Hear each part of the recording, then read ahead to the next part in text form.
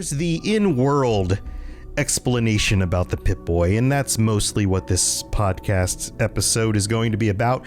But then there's the meta reasoning for the Pip-Boy, and that's where I'm going to start. Usually, you know how this goes. We talk about the in-world lore and how this stuff works in the game and in the universe of Fallout and all that stuff.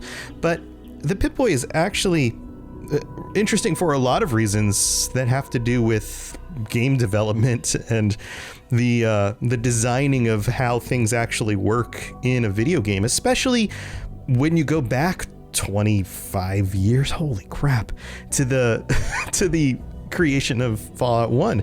You see, we go back to the late 90s, and especially PC games. You have to remember Fallout 1 was a PC game, and in PC games, in role-playing games, you had menus. It wasn't uncommon that you would, of course, pause the game. This was a turn-based game, too. You have to remember that as well. So you would be in a situation, things weren't in real time. It's not like you came across a bunch of rad roaches and they were going to chew your face off, because everything was happening in real time. And of course, as we move on in the games, let's talk like Fallout 3, New Vegas, you could always switch over to your Pip-Boy or pause it if you needed to, but there was still that feeling of things were happening in real time. If you came across something in the world and it attacked you, it just attacked you. It's not like you saw it in the distance and you had to move in turns. The original games, if you never played them, were turn-based. Like moving on a grid, your character would move and then your enemy or the NPC or whatever would take its turn and then it would move. So there wasn't this real need for expedience and stress in that kind of thing. And in those kinds of games, there's a lot of other stuff going on in the background. You've got the calculation of how much damage you're going to do and how much health you have and all of those kinds of things. And usually that stuff is done on these other screens, either around the sides of the screen or in some sort of other interface. You pause the screen, it goes into another interface, it shows your character, it shows like your head and your arms and the things you're carrying in your bag and all of that kind of stuff. All the stuff that we're familiar with from role-playing games today. But you have to go back 25 years and think about the way these games were traditionally designed back then. And when we're going back to the end of the 90s, we're talking about games like Baldur's Gate and Torment and I'm trying to come up with some of these other games, the original Diablo series, like these kinds of games. And the interfaces for when you were looking at your character and the information about your character were just that. They were just interfaces. They were designed with the aesthetic of the game in mind, but the interface itself wasn't necessarily something that was designed with the meta concept of the world in mind. And this is one of the first things that the original Fallout games 1 and 2 did that diverged so much from the other role-playing games, is that when you quote unquote paused the game to check your Pip-Boy, you were acting as if you were the character looking at your electronic device itself. You were still role-playing as your character to check your information, so you were never leaving the perspective of your character. So to put this in another way, if you were playing Diablo, you were running through a dungeon, you were fighting some enemies, and if you decided that you needed to check your information, like what items you were carrying, how much damage you were doing, what items you wanted to equip, how much health you had, you would pause the game and you would look at another screen and see that information. But the effect of that is that you are being pulled out of playing your character and you are now in the mind space of the player looking at meta information in a screen that your character never would see. You're no longer seeing through the eyes of your character, even though it's a third person perspective and you're looking down on the world.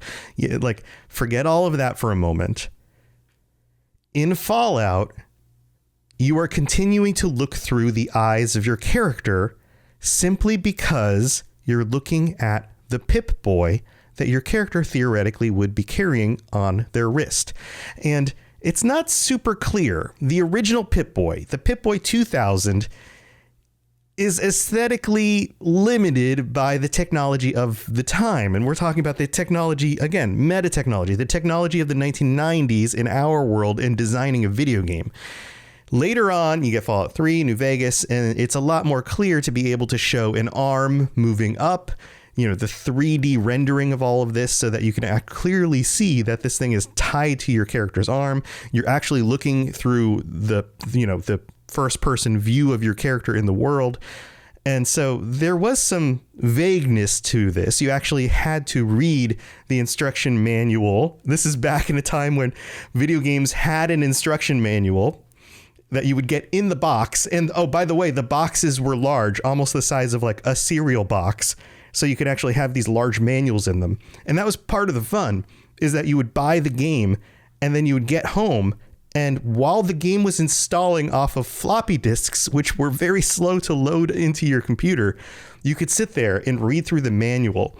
And in the manual, you would find out that the Pip-Boy was a device that you would wear on your wrist in the game world.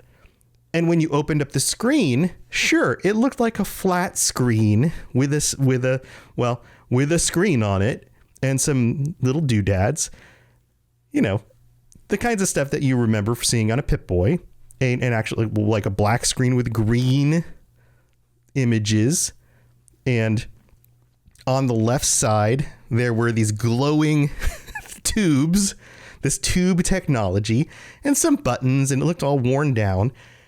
And let's move into this, because it's hard to tell from that screen that thing was tied or was actually strapped to your wrist. But if you had read the manual and you had actually paid attention to some of the in-game dialogue and that kind of stuff, you would have known that was the case. And that was what the developers were going for, was this idea that when you switched to that screen, you were still in the mind space of your character. So what was the original Pip-Boy? The first Pip-Boy ever to show up in a Fallout game was the Pip-Boy 2000. And we know that because it says it right on it. On the top left, it says Pip-Boy 2000, and there's a little character right there. And here's the thing. You would expect, looking back on time, that this thing would be colored and branded around the green and the gold, and we'd see a little Vault Boy there. Because your character in Fallout 1 comes from Vault 13. Vault dwellers get Pip-Boys, right? That's how things work, right? That's what we're familiar with.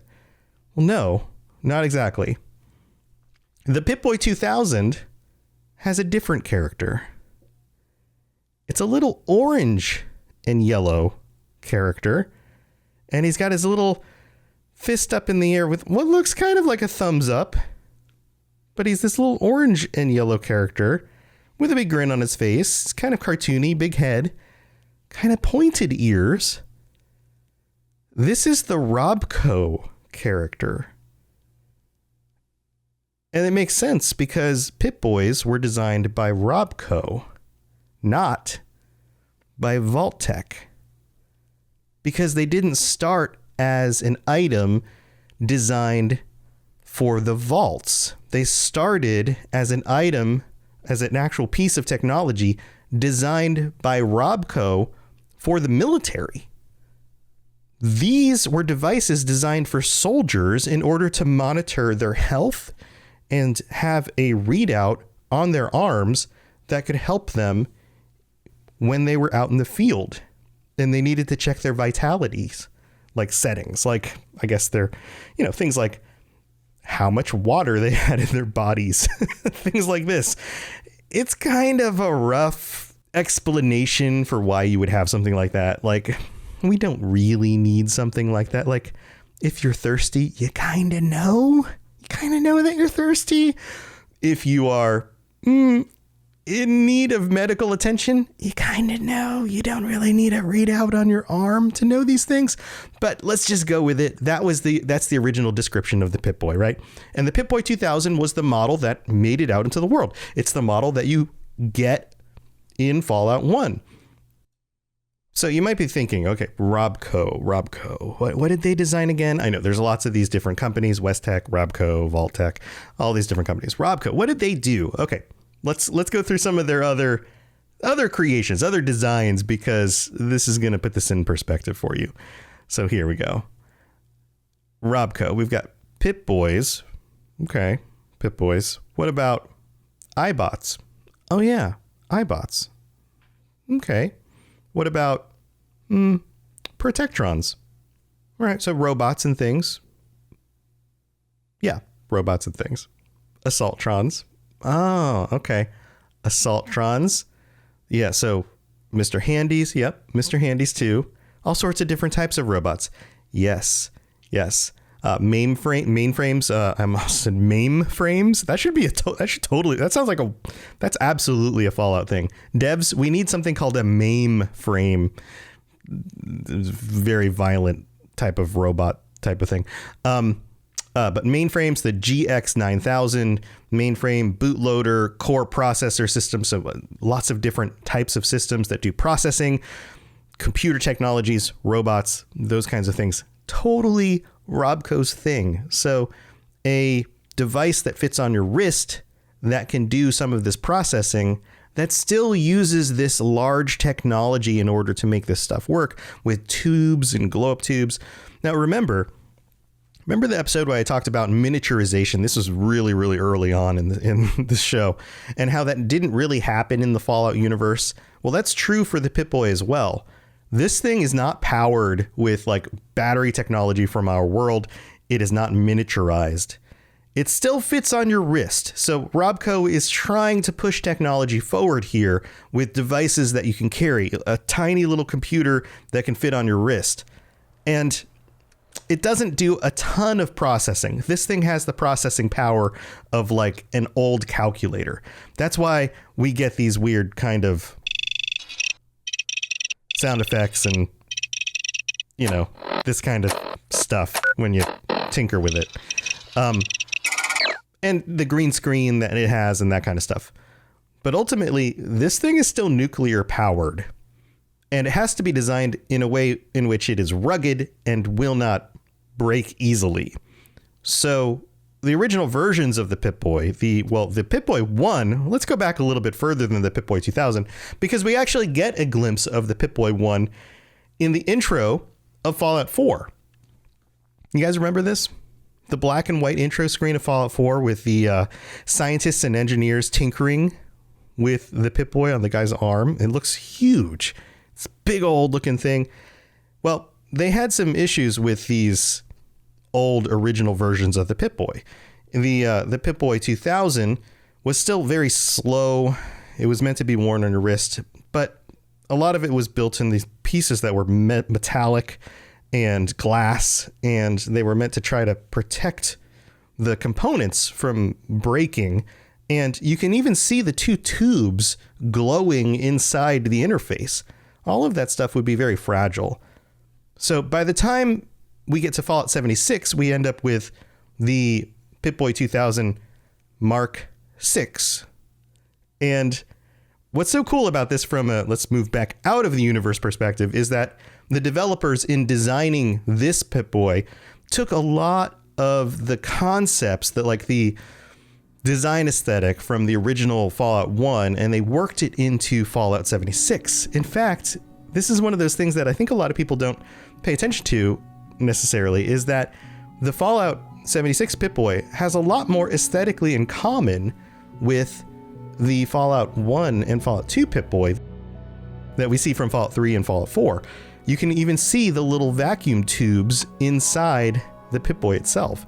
The buttons, the fonts, the way that the date readout is, all of that stuff is very similar, but it looks like they've made some advances by this Mark 6 version that make it more portable, which is really cool. The other big addition to the Mark 6 is the ability to play holotapes on the Pip-Boy. There's that slot that allows you to slide in and out the holotapes, which is very useful, of course, in Fallout 76, because that's part of how we get missions and those kinds of things in the game.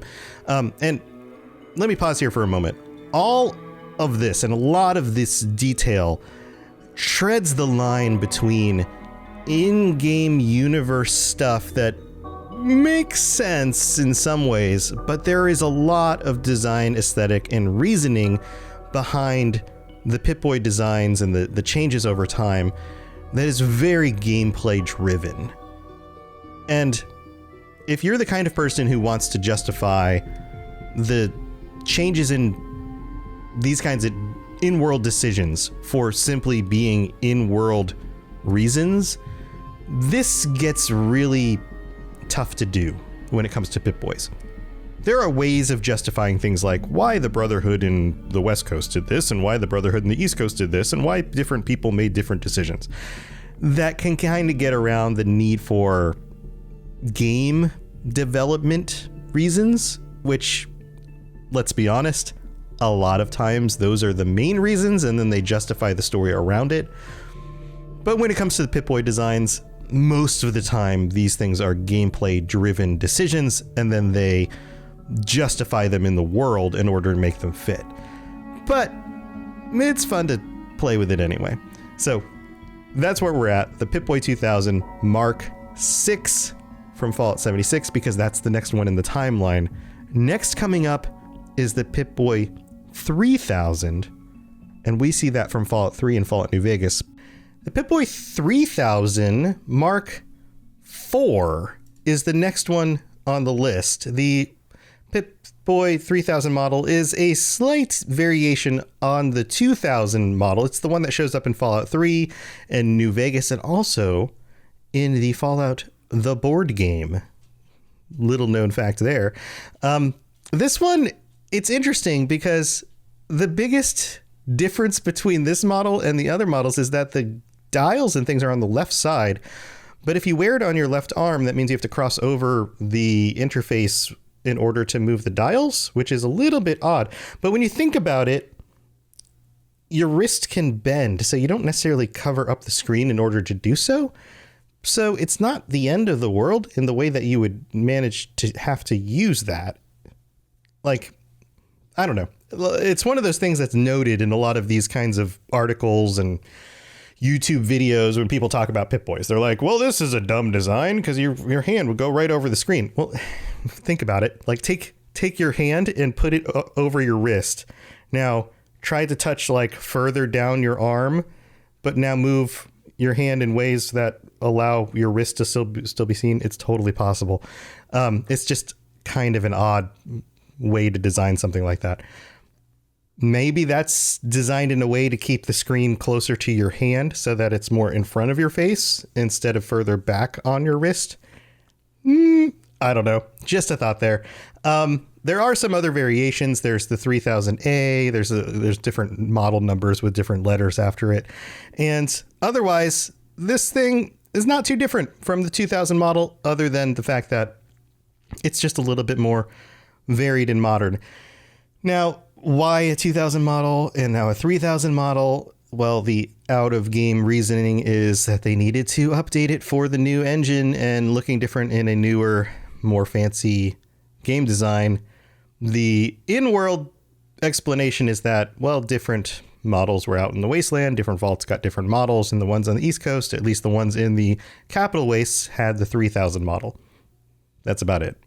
Other than that, not really any real explanation for why certain people got certain ones. Also, there isn't too much of a clear explanation for why the Pip-Boys ended up at Vault-Tec, other than Vault-Tec and RobCo decided to work together in order to use these. Also, it isn't clear specifically why Vault Dwellers would need technology originally designed for soldiers. We talked about this before. This isn't one of those things. I've done some research on this. It's not one of those things that's particularly clear. Vault Dwellers were designed to be inside vaults, not out in dangerous situations. Many of them were being tested on, but you would expect then that many of these Pip-Boys would have programs inside the Pip-Boys specifically set up for a lot of those tests, but that's also not necessarily the case. The only actual software that we have on these Pip-Boys that is specific to anything other than the in-game stuff that we use it for, are things like holotapes or video games that you can play on the Pip-Boys, which I'm going to talk about probably in a future episode. So let's talk about another variation here. We have the Pip-Boy 3000. I did say the Mark IV. That is a specific variation. It's the fourth iteration of the 3000 line. So I kind of jumped the gun on that. This is the variation from where things deviated from Fallout 3 and New Vegas to Fallout 4, where they moved the dials on the other side. That's the biggest difference there. There are some variations in the way that the Pip-Boy can lock on your arm. The variations in the models, like the 3000 model being more of kind of like a gauntlet that fits on your arm rather than just something that can attach to your wrist. The way the latch works, those little kinds of design details are slight variances between each of them. Also, the 3000 Mark IV has these fun little animations on them rather than just the kind of static image of the Vault Boy. But again, it's mostly just meta reasons for these things rather than in-game reasons for these things more than anything else, because new games need more features. I know this is like, it's kind of a bummer thing. I mean, I could pretend that like, oh, there's a real in-game reason for this, but like, I'm going to be honest with you guys. There's not a good reason for an in-game reason. Like, somebody's going to write me and be like, well, actually, robots, and it's like, okay, yeah, sure. That's your headcanon. That's fine. But the main reason here is new video game, new technology. Let's do new cool stuff so that people get excited about new video game. And I'm going to stick with that because that is legitimately the reason for this. So I'm going to leave that where it is. Now, there is a very special model of the Pip-Boy that can only be found in Fallout New Vegas called the Pip-Boy 3 billion. And this is a handcrafted modification of the 3000A. This thing is solid gold, has diamonds in it. You can get it from Mick in Freeside. So this is at Mick and Ralph's. And it's a reward for persuading the Omertas. Remember the Omertas? Well, if you persuade them to return to Mick for their weapon needs, then he will swap between your regular Pip-Boy and the Pip-Boy 3 billion. And of course, there's a Wild Wasteland trait that goes along with this, which means that every time you equip this, you can swap this between this and your regular one. So if you get tired of it, you can always put the other one back. But when you do swap to this one with the Wild Wasteland trait, you get disco music that plays every time it's equipped. Done. It's just a little thing, but it's pretty cool. It's one of those little things. I talked about this during the Wild Wastelands thing where, like, if you weren't really paying attention all the time to which things were Wild Wasteland and which things weren't, you might even wonder, like, is the Pip-Boy 3 billion a Wild Wasteland in itself? And it's like, nope, it's just the music part. So, there's that. And then you guys remember Van Buren? I did a whole entire episode about Van Buren, the potential Fallout 3 that never was. In Van Buren, they designed what was called the Super Pip-Boy. And this was a very unique model worn by one character, Victor Presper. Now, this comes from the BOMB, B-O-M-B 001 design document part 2 about Van Buren. And according to this document, it says, equipment, Super Pip-Boy monitors health, acts as a motion sensor, and has a programming attachment built in that allows him to instantly create and download his own programs, which gets me wondering. Okay, so go with me here for just a minute. Van Buren, let's go back a little bit. Van Buren was going to be Fallout 3 as conceived and designed by a lot of the same design team that designed Fallout 1 and Fallout 2.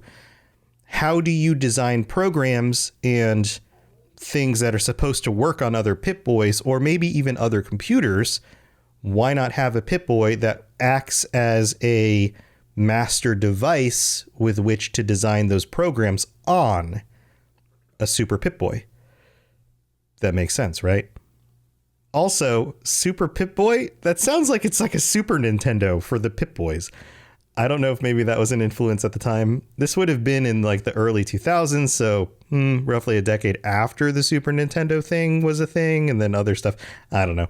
Probably not. But funny name for it. I wonder if this was just kind of a working title before they actually got into development. Who knows? But this potentially could have been a thing. And as we know with a lot of development in future Fallout games, they do go back to the well for a lot of these concepts and pull from them. This has happened a lot in Fallout 76. And that reminds me, I probably need to dig more into that in some future episodes. That's one of the things that Fallout 76 and the creators of Fallout 76 don't get enough credit for. I mean, people do point this out, but I think that we probably should focus on this a lot more, is how they've done such a good job going back to the well and pulling concepts from the original Fallouts into this most modern version of the game. They've really stuck with a lot of these original design ideas and concepts and brought them forward in ways that I think a lot of people don't realize. So this might be something worth putting on that list of like potential future ideas.